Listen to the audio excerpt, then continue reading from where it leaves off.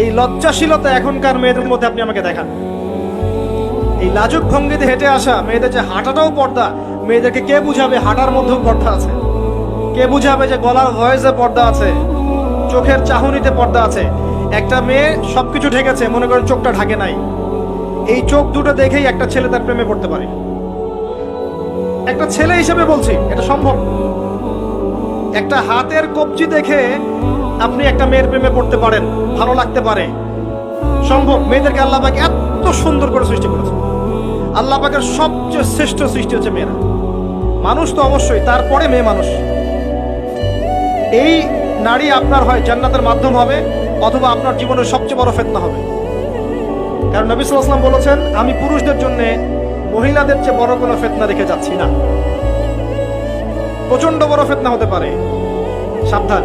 তো এখানে দেখেন মেয়ের হাঁটার বর্ণনা আল্লাহ পাক দিয়েছেন। এখনকার জেনারেশনে মেয়েদেরকে আপনি হাঁটা শেখান, রাস্তাঘাটে, শপিং মলসে, সব জায়গায় দেখবেন গেঞ্জি আর